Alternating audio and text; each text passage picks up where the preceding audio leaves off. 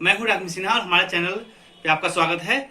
आज मैं बीमा टॉपिक्स के अंदर, इंश्योरेंस टॉपिक्स के अंदर मैं बताना चाह रहा हूँ ग्रेस पीरियड के बारे में, यानी अनुग्रह दिवस, रियायती दिन। ये क्या होता है, इसके बारे में बहुत एजेंट्स को भी पता नहीं होता है, और एजेंट्स को पता भी हो तो ग्राहक को पता नहीं होता।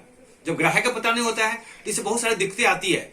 केवल ऐसा होता है कि इंश्योरेंस में लोग रुपये टाइम पे जमा नहीं करा पाते हैं, और उससे क्या होता है, उनकी पॉलिसी लैप्स हो जाती है, और उसी बीच में कभी अगर पॉलिसी होल्डर्स की मृत्यु हो जाती है तो पैसे मिल नहीं पाते हैं। इन सबको ध्यान रखते हुए मैंने सोचा कि चलो इस अनुग्रह दिवस पे, इस ग्रेस पीरियड पे कुछ बताया जाए। तो चलिए आइए इसके बारे में आपको कुछ बताता हूँ। तो दोस्तों, जो ग्रेस पीरियड है, ग्रेस पीरियड को एग्जाम्पल के तरीके से हम समझेंगे। ग्रेस पीरियड मतलब रियायती दिन, अनुग्रह दिवस, यानी कि इस जो डेट होता है वो होता क्या है, पहले तो ये जानना पड़ेगा। तो इसे हम एग्जाम्पल के तरीके से समझेंगे कि मान लीजिए किसी ने पॉलिसी ली, और पॉलिसी का जो फर्स्ट अनपेड प्रीमियम या ड्यू डेट कह सकते हैं, जो प्रीमियम का ड्यू डेट होता है, प्रीमियम का जो ड्यू डेट होता है, मैं इसको एक एग्जांपल की तरह से बताऊंगा कि जैसे एक एग्जांपल मैं बता रहा हूं कि किसी ने पॉलिसी ली, उसका एक डीओसी यानी कि डेट ऑफ कमेंसमेंट या date of commencement of risk, वो डेट मान लो कि डेट बता रहा हूं यहाँ पे 10 जनवरी मान लीजिए कि 2020 है। और ये जो पॉलिसी का मोड है, यानी कि जो पेमेंट देने का जो किस्त देते हैं, मोड ऑफ पेमेंट, वो मोड ऑफ पेमेंट है मंथली में। मान लीजिए मंथली है, यानी कि जो पॉलिसी की किस्त दी जा रही है वो मासिक किस्त में है। अब यहां पे देखने की चीज है कि ये जो डीओसी है 10 जनवरी 2020 है। अब जनवरी के बाद में फरवरी आता है, मार्च, अप्रैल, जो भी है, तो उसमें 10 जनवरी 2020 है। उसके बाद नेक्स्ट ड्यू कब आएगा? मान लीजिए कि अभी मान लीजिए अप्रैल है, और अप्रैल महीने की किस्त जानी है। अप्रैल महीने की जो ड्यू डेट है अप्रैल। तो ड्यू डेट जब अप्रैल है, इसका मतलब ये होगा जो 10 तारीख था ये, तो अप्रैल में 9 अप्रैल 2020 इसका ड्यू डेट। अब देखने की बात है कि व्यक्ति ने पॉलिसी जमा कर दिया 9 तारीख तक, 9 अप्रैल 2020 तक जमा कर दिया, ठीक है। किसी वजह से जमा नहीं कर पा रहा है, तो मंथली जो मासिक किस्तें हैं, जो मोड ऑफ पेमेंट जो मंथली है, इसमें है क्या कि जो रियायत दिन है, यानी कि ग्रेस पीरियड है, वो 15 दिन के होता है। ग्रेस पीरियड कितने होता है? 15 दिनों के लिए होता है बस। जो रियायती होता है सिर्फ 15 दिनों का होता है, यदि वो पॉलिसी मासिक में है। मतलब ये हुआ कि 9 अप्रैल से लेकर के, यानी 9 तारीख से लेकर के आगे 15 दिन, 15 9 24 हो गया, यानी 24 अप्रैल तक जो, इसका मतलब होगा कि ग्रेस पीरियड जो है पूरा, ग्रेस पीरियड की लास्ट डेट कब है? पीरियड की लास्ट डेट है 24 अप्रैल 2020। यहां पे समझने की ये जरूरत है कि 24 अप्रैल तक यदि व्यक्ति ने रुपए जमा करा दिया, प्रीमियम जमा करा दिया, तो उसे किसी तरह की, एक तो लेट फी लगेगा, कोई इंटरेस्ट नहीं जोड़ा जाएगा। दूसरे, पॉलिसी के अंदर यदि बाय चांस इसने जमा नहीं किया था 24 तारीख तक, और पॉलिसी होल्डर की डेथ, एक चीज और देखिए, और पॉलिसी होल्डर की डेथ, यहां पे एक चीज जानना जरूरी है। पॉलिसी होल्डर की डेथ यदि मान लीजिए, मतलब एक एग्जांपल ही है, मान लीजिए 20 अप्रैल को हो जाता है, पॉलिसी में पैसा भी जमा नहीं है, और 20 अप्रैल को डेथ हो जाती है। अब यहां पे देखिए, 9 अप्रैल को पैसा जमा करना था, मासिक किस्त थी, व्यक्ति ने जमा नहीं किया। और मासिक किस्त में क्या होता है कि 15 दिनों का ग्रेस पीरियड होता है।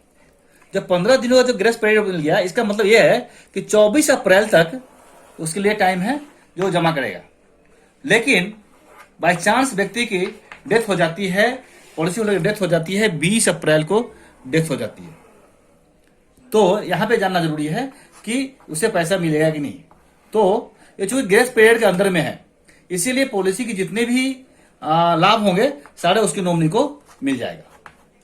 लेकिन इसी में एक जगह ध्यान दीजिए, अगर पॉलिसी होल्डर की डेथ, व्यक्ति ने ग्रेस पीरियड तक में पैसा जमा नहीं किया, यानी मंथली किस्त थी और 15 दिनों का उसमें ग्रेस पीरियड था, 24 तारीख तक में जमा करता तो ठीक था। लेकिन किसी वजह से वो जमा नहीं करता है और सोचता है कि 2 से 4 दिनों, 5 दिनों में, 10 दिनों में जमा कर दूंगा। लेकिन डेथ हो जाती है 26 अप्रैल 2020 को। तो इस केस में क्या होगा, जो 26 अप्रैल 2020 है, यहां पे डेथ हो गई, प्रीमियम जमा नहीं है, तो इसका मतलब यह हुआ कि उसे जो भी लाभ होते हैं पॉलिसी के, वो सब नहीं मिल पाएगा। तो इस ग्रेस पीरियड को ध्यान रखते हुए व्यक्ति को या तो ग्रेस पीरियड से पहले अपने टाइम पे जमा कर दें, या तो ग्रेस पीरियड के अंदर जमा करें। ये मंथली किस्त वालों के लिए है। चलिए अब आगे चलते हैं। अब दूसरा एग्जाम्पल लेते हैं जिसमें मोड ऑफ पेमेंट, यानी कि जो हम प्रीमियम देने का जो मोड है, यानी कि जो उसकी विधि है, वो 3 तरीके की है। या तो वो क्वार्टरली होगा, मंथली तो मैंने बता दिया था, या तो वो हाफ ईयरली, या तो ईयरली।